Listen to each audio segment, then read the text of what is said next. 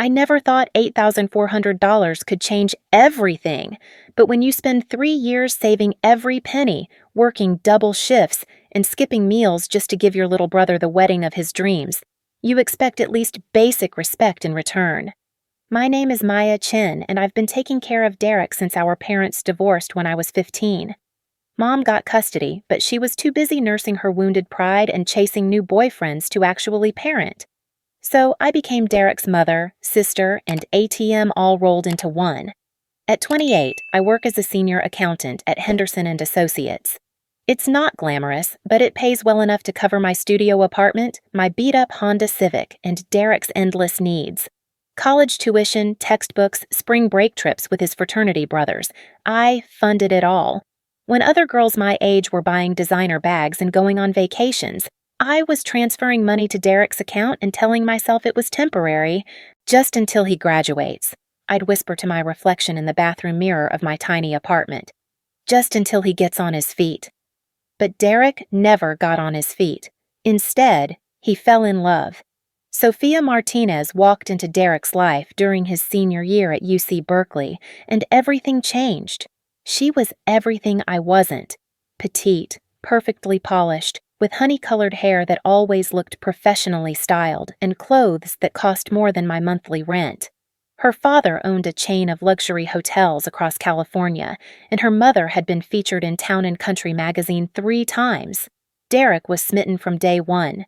He'd call me breathless, describing her laugh, her smile, the way she looked in whatever expensive dress she was wearing that week. I was happy for him, truly. My little brother deserved love and joy after everything we'd been through. But somewhere between, I met this amazing girl, and I think she's the one, Derek began to change. The brother who used to thank me for every sacrifice, who'd hug me tight and promise to pay me back someday, started looking embarrassed when I visited his apartment. He'd introduce me to his new friends as my sister, in a tone that suggested I was some distant relative he barely tolerated. The first real warning came 6 months ago when Derek called to tell me he was engaged. "That's wonderful," I'd said, genuinely excited. "I can't wait to meet her properly." "About that," Derek's voice had dropped to an uncomfortable whisper. "Sophia's family is, well, they're pretty traditional, formal. Her dad's really particular about image and stuff." I'd felt something cold creep up my spine. "What are you saying?" "I just think maybe you could try to dress nicer when you meet them, and maybe don't mention the whole community college thing. They might not understand why you didn't finish your degree." I'd hung up feeling hollow. I didn't mention that I'd dropped out to pay for his education. I didn't remind him that every nicer outfit cost money I was already saving for his wedding. I just said okay and swallowed the hurt like I always did. Derek graduated with honors in business administration, thanks to my tuition payments. Sophia's father immediately offered him a position at Martinez Hospitality Group, starting at $60,000 a year, more than I'd made until my recent promotion. They moved in together in a downtown loft that cost 3 times my rent. But somehow, Derek never had money. There were always expenses: work clothes, networking events, keeping up with Sophia's social circle. And somehow, those expenses always became my problem. "Maya, I know I said I'd start paying you back after graduation," he'd say during our monthly phone calls that grew shorter and more strained each time. But this job requires a certain image, you know? Once I get my first bonus, I'll definitely start sending you something. The bonus never came.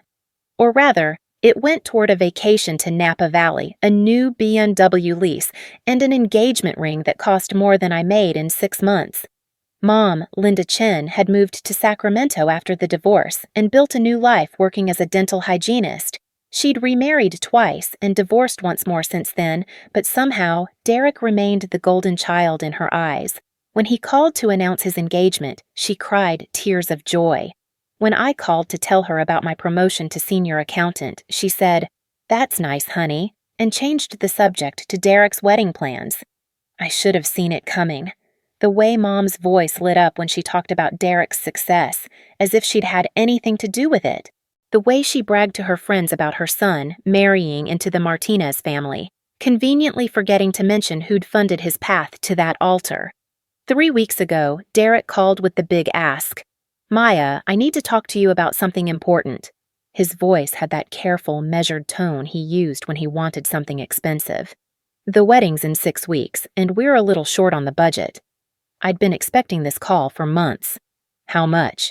Well, Sophia's parents are covering most of it, the venue, flowers, catering for 300 guests, but there are some additional costs we didn't anticipate. Derek, just tell me the number.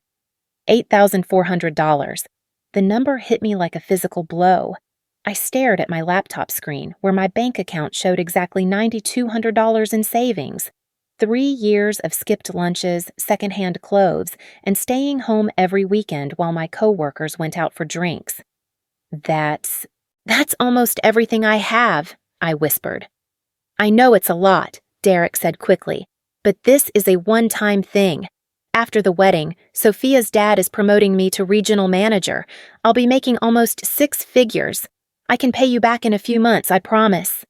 I closed my eyes and saw 15-year-old Derek crying because Mom was too drunk to make dinner. I saw 17-year-old Derek graduating high school with honors because I'd sat with him every night helping with homework. I saw 22-year-old Derek walking across that stage in his cap and gown, blowing me a kiss from the podium. Okay, I said, I'll figure it out. Really? Maya, you're the best. I love you so much. This means everything to us. After I hung up, I sat in my kitchen and cried for the first time in years. Then, I called my bank about a personal loan to cover the remaining $400 I'd need, plus my rent and groceries for the next month. The Martinez family, it turned out, had very specific ideas about what Derek's wedding should look like. The additional costs I was covering included upgrading the photography package to include a second shooter and drone footage, adding premium linens and gold charger plates, upgrading the bar service to include top-shelf liquor, and hiring a string quartet for the ceremony. None of these were necessities. All of them were about maintaining the Martinez family image. I never met Sophia properly before the wedding. Every time I suggested meeting for coffee or lunch, Derek found an excuse. She was busy with wedding planning, or traveling with her mother, or working on some charity event. After a while, I stopped asking, but I knew she knew about me. I knew because Derek's tone changed whenever he mentioned her family's reaction to something. I knew because suddenly my invitation to the engagement party was lost in the mail. I knew because when Derek posted photos on social media, I was never tagged or mentioned, even though my bank account funded half of what they were celebrating. The final insult came 2 weeks before the wedding. Derek called to inform me, not ask, inform, that I'd be seated at table 12. Is that near the family tables? I asked, already knowing the answer. Well, the first few tables are for Sophia's family and their closest friends, then the wedding party and immediate family. Table 12 it's great. You'll love the people there. I looked up the venue's seating chart online later that night. Table 12 was in the back corner, next to the kitchen doors and the service station where the waitstaff kept their supplies. It was where you put coworkers you felt obligated to invite and distant relatives you barely knew. I was Derek's sister, his only sibling, the person who'd raised him and funded his entire adult life. And I was being seated with strangers in the worst spot in the room. That night, I made a phone call I'd been avoiding for 3 years. Alexander Kim speaking. Alex, it's Maya Chen. I used to do your books at Henderson & Associates. There was a pause, then his voice warmed considerably. Maya, of course, how are you? I was just thinking about you last week when we closed our Series B funding. You know, you literally saved my company. That was an exaggeration, but not by much. 3 years ago, Alex's tech startup was bleeding money due to some creative accounting by their previous bookkeeper. When Henderson & Associates took over their books, I'd been the one to spot the discrepancies and help Alex restructure his finances to avoid bankruptcy. His company, Kim Tech Ventures, was now one of the fastest-growing tech firms in the Bay Area. I was wondering if we could grab coffee sometime, I said carefully. I might need some advice about a personal situation. Of course! Are you free tomorrow? There's actually something I've been wanting to discuss with you, too. We met at a small cafe in downtown San Francisco, far from my usual haunts in Oakland. Alex looked exactly like I remembered. Sharp suit, kind eyes, the air of someone who'd worked hard for everything he had. He'd grown up in a working-class Korean-American family and built his company from nothing, which was probably why he'd always treated me with more respect than most clients. "You look tired," he said after we'd ordered our drinks. I almost laughed. "It's been a rough few months. Tell me what's going on." So I did.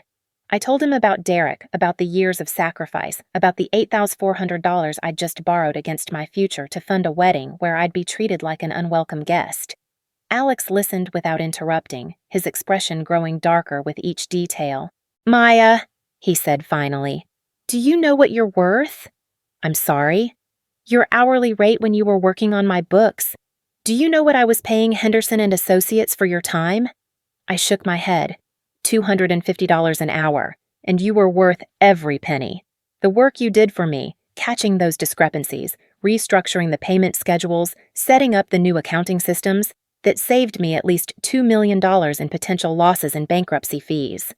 The number made me dizzy. "Alex, I was just doing my job." "No, you went above and beyond. You stayed late, you caught details that 3 other accountants had missed, and you refused to let me pay you extra for the overtime because you said it was the right thing to do." He leaned forward. "Maya, I've been looking for a chief financial officer for 6 months. The position starts at $120,000 a year plus equity. I was going to call you next week to see if you were interested." I stared at him. "Are you serious?" "Dead serious. But first, tell me about this wedding situation, because I have some ideas about how to handle your family." As Alex outlined his plan, I felt something I hadn't experienced in years: hope. Not the desperate, clinging hope that Derek would finally appreciate my sacrifices, but real hope for a future where I valued myself as much as I'd valued everyone else. The wedding was held at the Fairmont San Francisco because of course it was. 300 guests, 10-course meal, orchestra, the works. I arrived wearing a navy blue dress I'd bought at Nordstrom Rack, the nicest thing I owned, and watched as valets took keys to Teslas, BMWs, and Mercedes. I checked in at the reception table, where a perfectly made-up college girl looked at her list twice before finding my name. "Maya Chen, table 12, she said with a bright smile that didn't reach her eyes. That's toward the back, near the terrace doors." Near the kitchen doors was more accurate, but I thanked her and made my way through the crowd of people who all seemed to know each other. Designer gowns rustled against $1,000 suits. Jewelry glittered under crystal chandeliers.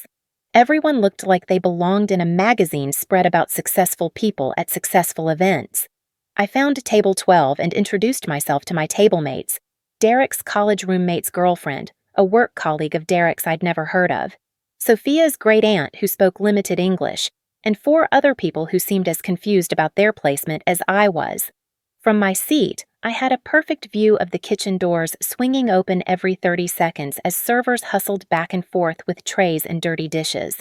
I could barely see the head table where Derek sat in his custom tuxedo, laughing at something Sophia's father was saying. During cocktail hour, I tried to approach Derek to congratulate him, but he was surrounded by Sophia's friends and family. When he saw me coming, his smile faltered for just a moment before he recovered. "Maya, you made it!" He gave me a quick hug that felt more obligatory than affectionate. "You look nice." "Thank you. Congratulations, Derek. You look happy." "I am." "Hey, have you met Sophia's parents?" But before I could answer, someone else called his name, and he turned away with an apologetic smile that didn't feel very apologetic. I spent the rest of cocktail hour making small talk with strangers and watching my little brother play the role of successful young businessman. He was good at it, I had to admit. Confident, charming, at ease in this world of wealth and status. No one would guess that 3 years ago he'd been eating ramen noodles for dinner and calling me in tears about failing organic chemistry. When dinner was served, I dutifully returned to table 12 and tried to enjoy my salmon while the woman next to me explained in detail why her son's private school was superior to all other private schools in the area. The great-aunt smiled politely and nodded at everything, though I suspected she understood about as much as I did. It was during the toasts that everything fell apart. Derek's best man gave a predictably funny speech about their college adventures. Sophia's maid of honor talked about true love and fairy tale weddings. Then Derek's boss, Mr. Martinez himself, stood up to welcome Derek into the family. I've been watching this young man for the past year, Martinez said, his voice carrying easily across the ballroom, and I'm impressed by his dedication, his ambition, and his independence. Derek has shown us what it means to be self-made, to work hard for everything you achieve. Self-made. The word hit me like a slap. It's rare to see someone so young display such maturity and financial responsibility. Martinez continued, Derek has built his success from the ground up, and that's exactly the kind of man I want for my daughter. The applause was thunderous. Derek stood and raised his glass, his face glowing with pride and happiness. He basked in the praise, in the acknowledgement of his hard work and independence. I sat frozen in my chair, my hands clenched so tightly in my lap that my nails drew blood from my palms. Self-made, financial responsibility, built from the ground up. Every word was a lie, and everyone in this room believed it. After the toasts, there was dancing. The happy couple took the floor for their first dance while everyone watched and smiled and took pictures. I excused myself from table 12 and walked to the bathroom, where I locked myself in a stall and tried to breathe through the rage and hurt threatening to explode out of my chest. When I emerged, Mom was waiting by the sinks, touching up her lipstick. Maya, there you are. Isn't this wonderful? Derek looks so handsome. It's beautiful, I managed. The Martinez family certainly knows how to throw a party. Mr. Martinez was just telling me about the business opportunities he's going to give Derek. A promotion, travel opportunities, maybe even partnership someday. She said it like Derek had won the lottery through pure luck, rather than marrying into it after years of my financial support. That's great for Derek. Mom studied my reflection in the mirror. You know, honey, I hope you're not expecting Derek to pay you back right away. He's going to have new expenses now, being married. Sophia's used to a certain lifestyle. The words came out of my mouth before I could stop them. What about my lifestyle, Mom? She turned to look at me directly, her eyebrows raised in surprise. What do you mean? I mean, what about the 3 years I've been paying for Derek's lifestyle? What about the $8,400 I just borrowed to pay for this wedding? What about my lifestyle? Mom's expression shifted to the same patient, condescending look she'd given me when I was a child, asking for things we couldn't afford. Maya, that's different. You're older. You're established. Derek's just starting out. I'm established because I worked my ass off while Derek was in college. I'm established because I chose to sacrifice everything for him.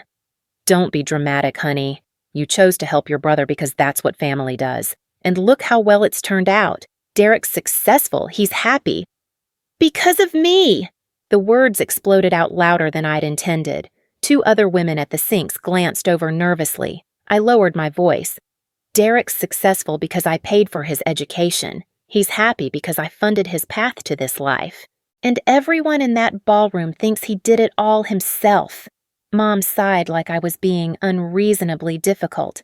Maya, you can't take credit for Derek's achievements. He worked hard in school. He got good grades. He impressed Sophia's family all on his own. I stared at her, waiting for acknowledgement, for understanding, for even a flicker of recognition of what I'd given up. Instead, she turned back to the mirror and adjusted her hair. Besides, she added, it's not like you had anything better to do with the money. The words hit me like ice water. Not like I had anything better to do with the money, as if my life, my dreams, my future were so unimportant that funding Derek's lifestyle was obviously the best possible use of my resources. I could have finished college, I said quietly. College isn't for everyone, honey. I could have bought a house. Houses are expensive. Rent is more practical. I could have gotten married myself if I'd had time to date instead of working double shifts to pay for Derek's life. Mom finally turned to face me fully, and her expression was a mixture of impatience and pity that made my stomach turn. Maya, you're being selfish. Derek needed help, and you were able to give it.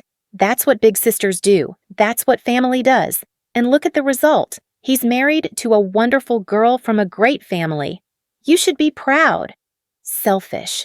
I was being selfish for wanting acknowledgement, for wanting my sacrifices to be seen, for wanting my life to matter as much as Derek's happiness. I walked out of the bathroom without another word. Back in the ballroom, the party was in full swing. The dance floor was packed, the bar was busy, and everyone seemed to be having the time of their lives. I stood at the edge of the room, watching Derek spin Sophia around while their friends cheered and took videos. He looked so happy, so completely, genuinely happy. And why shouldn't he be? He had everything he'd ever wanted, and he'd never had to truly pay for any of it. I was standing there, wrestling with emotions I couldn't name, when I saw him. Alexander Kim, looking polished and professional in a perfectly tailored black suit, was speaking with someone near the bar. For a moment, I thought I was hallucinating. What was Alex doing at Derek's wedding? Then I remembered our conversation from the week before, and a different kind of trembling started in my chest. I made my way across the room, dodging dancers and waiters, until I reached the bar area. Alex spotted me before I reached him and smiled that warm, familiar smile that had always made me feel like I mattered. "Maya," he said, extending his hand. "You look beautiful." "Alex, what are you doing here?" His smile took on a slightly different quality, sharper, more focused. "Well, it's interesting. After our coffee last week, I did some research on the Martinez family business. Turns out they've been looking for investors for their expansion plans. They need about $2 million in capital to open 3 new locations." My stomach dropped. "Alex, what did you do?" "I made them an offer they couldn't refuse. I'm here as their potential business partner." He glanced around the ballroom, taking in the opulence, the excess, the casual display of wealth. "I wanted to see what kind of family Derek was marrying into. What kind of people would treat you the way they have?" Before I could respond, Derek appeared at my elbow, slightly out of breath from dancing. "Maya, there you are. I was looking for you." His eyes shifted to Alex, and I saw confusion flicker across his face. "I don't think we've met." "I'm Derek, Maya's brother." Alex extended his hand with a smile that didn't quite reach his eyes. "Alexander Kim. I'm a friend of Maya's." "Nice to meet you. How do you know my sister?" "Maya used to do the books for my company. She saved my business, actually. I owe her quite a debt." Derek's smile became a little forced. "That's great. Maya's always been good with numbers." "She's good with a lot of things," Alex said easily. "Loyal, hardworking, generous to a fault. You're lucky to have her as a sister." I watched Derek's face carefully, looking for some acknowledgement, some sign that he understood what Alex was really saying. Instead, Derek just nodded politely. "Yeah, Maya's great. Hey, I should get back to Sophia. Thanks for coming. Alexander, right?" "Alex is fine. Congratulations on your wedding. Beautiful ceremony." After Derek walked away, Alex turned to me with raised eyebrows. "That's the brother you've been supporting for 3 years?" I nodded, feeling hollow. "Maya, I need to tell you something. I've been investigating the Martinez family business all week, and I've learned some interesting things." "Such as?" "Such as the fact that they're not as financially secure as they appear. The hotel business has been struggling since the pandemic. They're leveraged to the hilt, and they desperately need this investment to avoid bankruptcy." I stared at him. "Are you serious?" "Dead serious. All this," he gestured around the ballroom, "is smoke and mirrors. They're spending money they don't have to maintain an image of success, and your brother just married into it." Before I could process this information fully, Derek reappeared, this time with Sophia in tow. She was even more beautiful up close, all delicate features and perfect makeup, her wedding dress probably costing more than my car. "Maya!" She embraced me like we were old friends, though we'd never had a real conversation. "I'm so happy to finally meet you properly. Derek talks about you all the time." This was a lie, and we both knew it, but I smiled and played along. "Congratulations, Sophia. You look absolutely stunning." "Thank you. This dress belonged to my grandmother. It's been in our family for 3 generations. She turned to Alex. "And you must be Maya's date? I don't think I caught your name." "Alexander Kim," Alex said, shaking her hand. "Actually, I'm here on business as well as pleasure. I believe your father and I have been in discussions about a potential partnership." Sophia's eyes widened slightly, and she looked between Alex and me with new interest.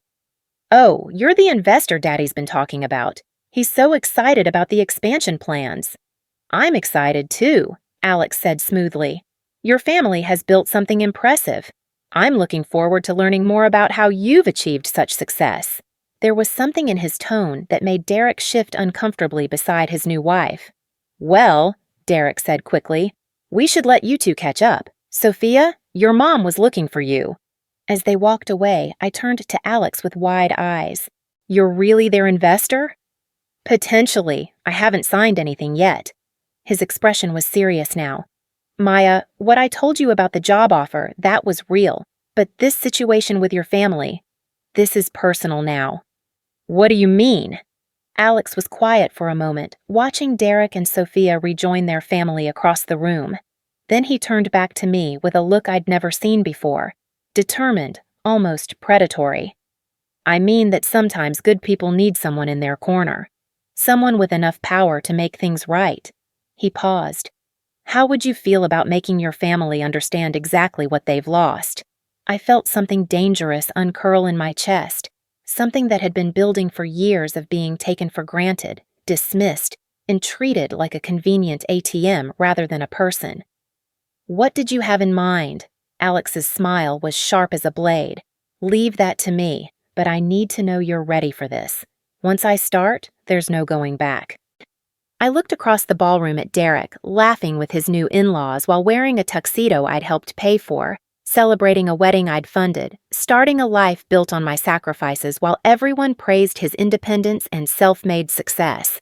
Then I looked at Mom, who was holding court with some of Sophia's relatives, probably bragging about her successful son while conveniently forgetting to mention who'd made that success possible. I'm ready, I said. Alex nodded once, then pulled out his phone. Then it starts now. As he walked away to make his call, I felt my hands trembling. Not with hurt this time, but with anticipation. For 3 years, I'd been the invisible force behind Derek's success. It was time for that to change. It was time for my family to learn that Maya Chen was done being taken for granted. The revolution was about to begin, and this time, I wouldn't be funding it. I would be leading it. The call Alex made lasted exactly 3 minutes. When he returned to my side, his expression was calm, but there was something electric in his eyes that made my pulse quicken. What did you just do? I whispered. I called my lawyer and my head of security. He checked his watch, a sleek Rolex that probably cost more than my annual car insurance. They'll be here in 20 minutes. Alex, what? Maya. He turned to face me fully, his voice gentle but firm. For 3 years, you've been invisible in this family. Tonight, that changes. But I need you to trust me completely. Before I could respond, the lights in the ballroom dimmed slightly and the band announced the father-daughter dance. Sophia and her father took the floor while everyone watched and applauded. She looked radiant, spinning in her grandmother's wedding dress while her father beamed with pride. I watched Derek standing at the edge of the dance floor, his face soft with love and contentment. For a moment, my resolve wavered. He was my little brother. Despite everything, despite the years of being taken for granted, I still loved him. But then I remembered his words from earlier. Maya's great. Spoken with the same casual indifference he might use to describe a reliable appliance. The father-daughter dance ended, and Derek joined Sophia on the floor for their second dance of the evening. As they swayed to some romantic ballad I didn't recognize, I noticed Mom making her way over to us. Maya, honey, you should dance. There are some lovely young men here. She glanced at Alex appraisingly. Or perhaps your friend would like to dance. Actually, Mrs. Chen, Alex said smoothly, I was hoping to speak with you and Maya together about Derek. Mom's face lit up. Oh, how wonderful. Are you in business? Derek's doing so well at Martinez Hotels, you know. Mr. Martinez says he has real potential for leadership. I'm sure he does, Alex replied.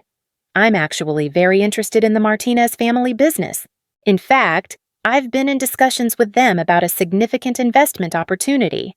Mom's eyes widened. She glanced between Alex and me with new calculation. Investment? How exciting! Maya, you didn't mention your friend was in finance. There's a lot Maya doesn't mention, Alex said, and something in his tone made Mom's smile falter slightly. She's remarkably modest about her contributions to other people's success. Before Mom could respond, I felt my phone buzz with a text message. Alex's name appeared on the screen. "They're here! Get ready!" My hands started shaking again, and I quickly shoved the phone back into my purse. Alex noticed immediately. "Are you all right?" Mom asked, following his gaze. "I'm fine," I managed. "Just tired." "Well, you should try to enjoy yourself more," Mom said. "This is such a special day for Derek, for our whole family, really." "Yes," Alex said quietly. "It certainly is special." The music stopped, and Derek and Sophia left the dance floor to thunderous applause. They were heading back toward the head table when Derek's phone rang. He answered it with a frown, walking a few steps away from the crowd. From across the room, I watched his expression change from confusion to concern to something approaching panic. He looked around the ballroom until his eyes found mine, and the look he gave me was pure bewilderment.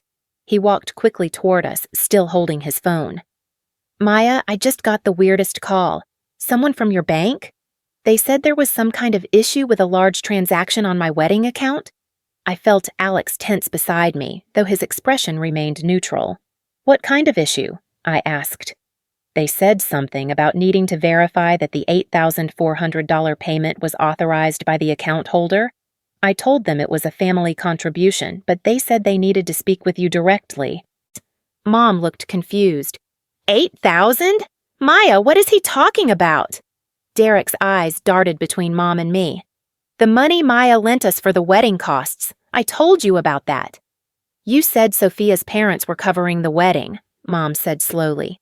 "They are covering most of it," Derek said quickly. "Maya just helped with some additional expenses." $8,400 worth of additional expenses? Mom's voice was getting sharper. Before Derek could answer, I heard something that made my blood freeze, the distant rumble of multiple car engines outside. Expensive car engines. Through the ballroom's tall windows, I caught a glimpse of headlights pulling into the hotel's circular drive. Alex checked his phone. "Right on time," he murmured. "What's right on time?" Derek asked, looking increasingly agitated. The rumbling outside grew louder, closer. Then it stopped. For a moment, the only sound was the gentle conversation and clinking glasses of 300 wedding guests enjoying their dessert course. Then came the sound of the ballroom's main doors opening with more force than necessary. Every head in the room turned. 3 men in expensive suits had entered the ballroom. The one in front was tall, silver-haired, and carried himself with the kind of authority that made hotel security step aside without question. The 2 behind him were younger, broader, and wore the subtle earpieces that marked them as professional security. But it wasn't the men that made the entire ballroom fall silent. It was the sound that had preceded them. Through the open ballroom doors, we could all hear it, the unmistakable rumble of high-performance engines. Not just 1 or 2 cars, but several, the kind of convoy that suggested either celebrities or serious money had arrived. The silver-haired man scanned the ballroom with cool professionalism until his eyes found Alex. He nodded once and began walking toward us, his security flanking him at a discreet distance. "Jesus Christ," Derek whispered. "Maya, who are these people?" "I have no idea," I lied, my heart hammering against my ribs. The man approached our little group with purposeful strides. Other guests stepped aside to let him pass, conversations dying in his wake. By the time he reached us, the entire ballroom had gone quiet enough to hear the clink of champagne flutes. "Mr. Kim," the man said, extending his hand to Alex. His voice carried clearly in the sudden silence, cultured and commanding. "Thomas Blackwood, Blackwood and Associates. My apologies for the dramatic entrance." "Not at all, Thomas. Perfect timing, actually." Alex turned to include us in the conversation. "Thomas, I'd like you to meet Maya Chen, the young woman I told you about. Maya, Thomas is my attorney." "An attorney?" Alex's attorney was here, at Derek's wedding, with what sounded like a security detail outside.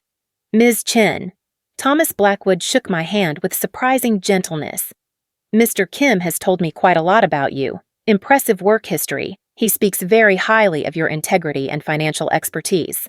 I managed to thank him, though my voice sounded strange in my own ears. And you must be Derek, Thomas continued, turning to my brother. The groom. Congratulations. Derek nodded mutely, his face pale.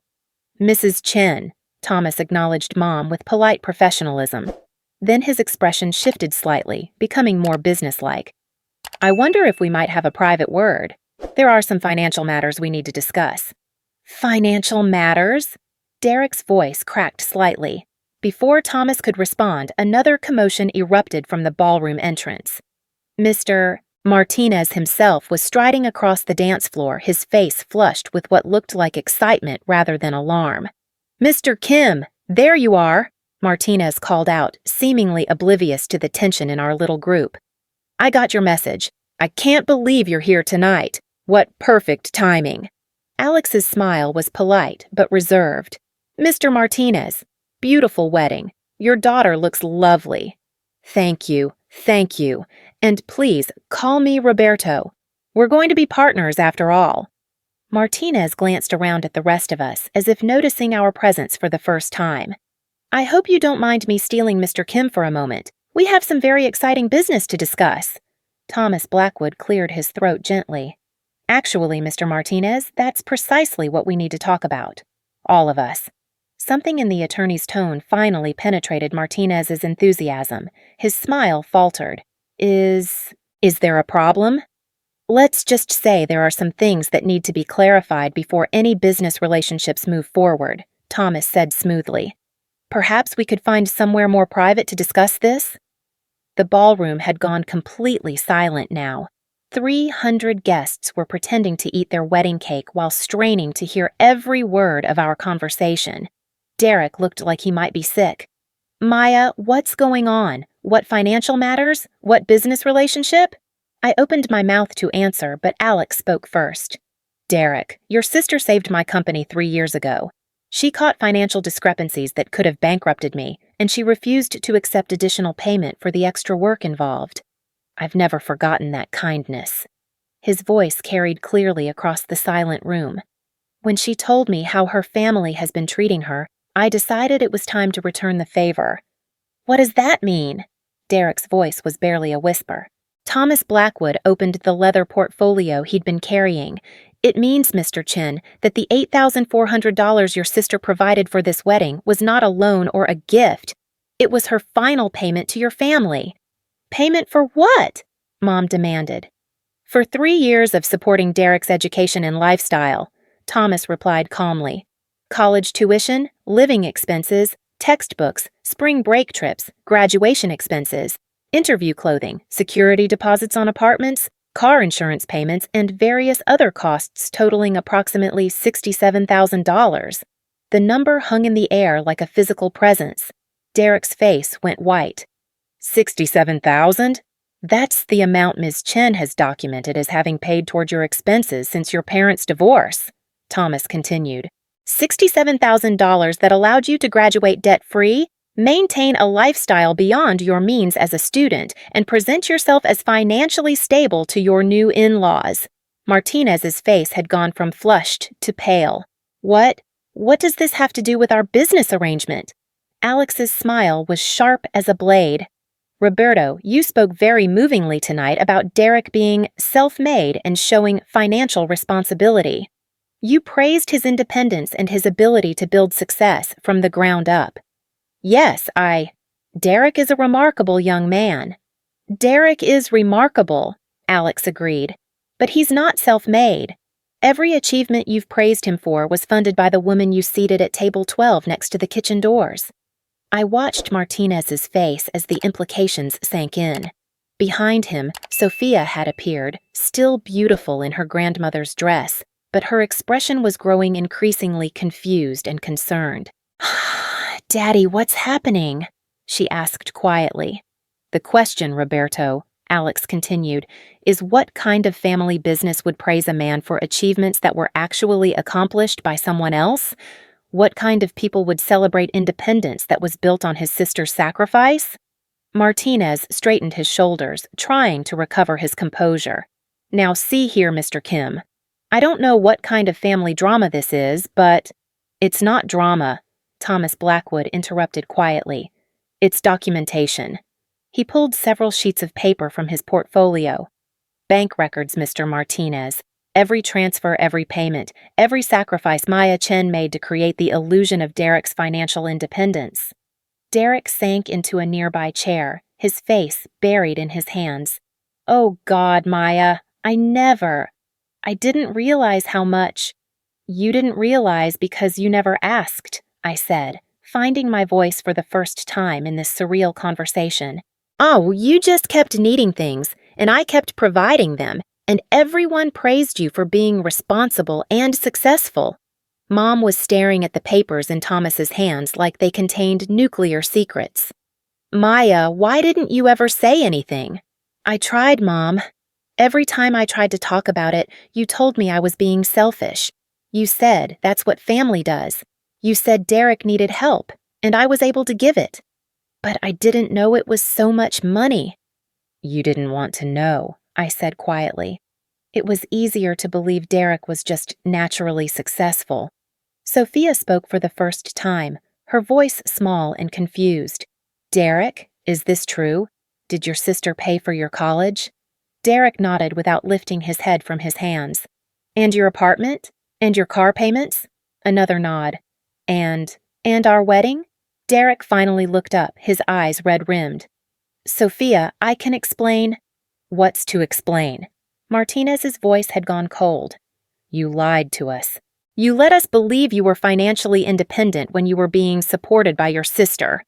I wasn't lying, Derek said desperately. I didn't mention it. You didn't mention $67,000 in family support? Martinez's voice was rising. You sat in my office and told me about your financial responsibility, your independence, your work ethic. You let me praise you for qualities you don't actually possess. Alex watched this exchange with satisfaction, but his voice remained calm. Roberto, this is exactly why I wanted to meet Derek's family before finalizing our business arrangement. Character matters in business partnerships. Martinez turned to Alex with newfound wariness. What are you saying? I'm saying that a man who would take credit for his sister's sacrifices, who would let his family seat her next to the kitchen while praising his achievements that she funded, might not be the kind of partner I want to invest $2 million with. The number hit the ballroom like a physical blow. $2 million. Conversations that had been whispered resumed in earnest now, as guests realized they were witnessing something unprecedented. Sophia was staring at Derek with an expression I couldn't quite read. Horror? Disappointment? Disgust? Derek, she said quietly, when you told me about your college experience, about working your way through school, about being independent, that was all lies? Not lies, Derek said desperately. I did work. I had jobs. Thomas Blackwood consulted his papers again. According to these records, Derek worked part-time retail positions that covered approximately 18% of his total expenses. The remaining 82% was subsidized by Maya. 18%, Sophia repeated hollowly. Martinez was looking at Derek like he'd never seen him before. You let us believe you were self-sufficient. You sat at our dinner table and talked about the importance of hard work and financial discipline. I do believe in those things, Derek protested. But you don't practice them, Alex said quietly. Maya practices them. Maya worked double shifts and lived in a studio apartment and drove a beat-up Honda so you could have the lifestyle that impressed Sophia's family. Derek's face crumpled. Maya, I'm sorry. I'm so sorry. I didn't realize. You didn't realize because you never wanted to, I said, surprised by the steadiness of my own voice. It was easier to just take the money and let everyone think you'd earned everything yourself. Mom was crying now, mascara streaking down her cheeks. Maya, honey, if I'd known it was so much money. You did know, Mom. Maybe not the exact amount, but you knew I was sacrificing for Derek. You knew, and you told me it was what family does. You told me it was selfish to expect recognition. I didn't mean. You meant it when you said it, I interrupted. You meant it every time you bragged about Derek's success without mentioning how he achieved it. You meant it every time you told me I was being dramatic for wanting acknowledgement. Thomas Blackwood stepped forward again. Mr. Martinez, given these revelations about Derek's financial background, I assume you'll want to reconsider your business relationship with Mr. Kim? Martinez looked between Alex and Derek, his face a mask of conflicted emotions. This is a lot to process. Of course it is, Alex said smoothly. Character revelations always are. That's why I prefer to do business with people like Maya. People who actually embody the values they claim to hold. He turned to address the room at large, his voice carrying clearly across the silent ballroom. Ladies and gentlemen, I apologize for interrupting this beautiful celebration, but I wanted to make sure you all understood exactly who you're looking at when you see Maya Chen. I felt every eye in the room focus on me. Maya Chen is a woman who sacrificed her own dreams to fund her brother's education. She worked 2 jobs and lived like a college student well into her 20s so Derek could graduate debt-free and present himself as financially responsible to potential employers and romantic partners. Derek was crying now, his shoulders shaking. Maya Chen is a woman who, when asked to contribute $8,400 to tonight's wedding, money she had to borrow because she'd already given everything else, didn't hesitate, even though her own family had seated her in the worst table in the room. The silence in the ballroom was deafening. Maya Chen is the kind of person who builds other people's success and asks for nothing in return. She's the kind of person who deserves recognition, respect, and gratitude. So, Alex paused, letting his words sink in. Unfortunately, she's also the kind of person who gets taken advantage of by people who mistake kindness for weakness. He turned back to Martinez. Roberto, I want to be very clear about something. Maya Chen is going to be my new chief financial officer, starting Monday morning at a salary of $120,000 plus equity. Martinez's eyebrows shot up. $120,000? Plus equity, Alex repeated, because I recognize talent when I see it, and I reward loyalty appropriately. Derek looked up sharply. Maya, you're leaving Oakland? I'm leaving this, I said, gesturing around the ballroom. I'm leaving a family that treats me like an ATM and seats me next to the kitchen. I'm leaving a life where my sacrifices are invisible and my achievements are ignored. Mom reached for me desperately. Maya, you can't just leave your family. You left me first, I said quietly. Every time you chose Derek's comfort over my recognition. Every time you praised his achievements without acknowledging how they were funded. Every time you told me to be understanding, to be generous, to be selfless while he got to be celebrated. Thomas Blackwood was putting papers back in his portfolio, his job apparently done. Mr. Martinez, I'll need your decision about the investment opportunity by tomorrow morning. Given tonight's revelations, Mr. Kim wants to ensure all parties understand exactly what kind of business relationship they're entering into. Martinez nodded numbly, still trying to process everything that had happened. Alex turned to me one final time. Maya, are you ready to go? I think we've accomplished what we came here to do. I looked around the ballroom one last time. 300 guests stared back at me with expressions ranging from shock to admiration to discomfort. Derek sat hunched in his chair, crying silently. Mom stood frozen, mascara-streaked and bewildered. Sophia looked like she was seeing her new husband clearly for the first time. But for the first time in years, I felt like I was seeing clearly too. I'm ready, I said. As we walked toward the ballroom doors, Alex leaned down to whisper in my ear. How do you feel? I considered the question seriously. How did I feel?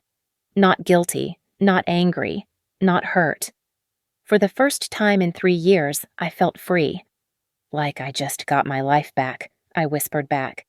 The last thing I heard as we left the ballroom was Derek calling my name, his voice desperate and broken. But I didn't turn around.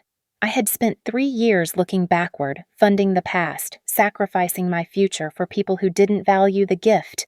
Now I was walking toward something new, something where my worth was recognized, my contributions acknowledged, and my sacrifice finally over. The revolution was complete, and Maya Chen was finally, truly free. Outside in the hotel's circular drive, 3 black Teslas waited with their engines humming quietly. Alex's security team had clearly spared no expense in making an impression. A bit dramatic, don't you think? I asked as he opened the passenger door of the middle car. Alex grinned, and for the first time all evening, it was genuinely warm rather than strategic. Maya, you've been invisible for 3 years. Tonight, I wanted to make sure everyone saw you. As we drove away from the Fairmont, I didn't look back at the ballroom windows. I didn't wonder what Derek and Sophia were saying to each other, or whether Mom was crying, or how Martinez was processing the evening's revelations. Instead, I looked forward through the windshield at the lights of San Francisco stretching out ahead of us, full of possibilities I'd never allowed myself to imagine. For the first time in my adult life, the future belonged to me. And it was going to be extraordinary.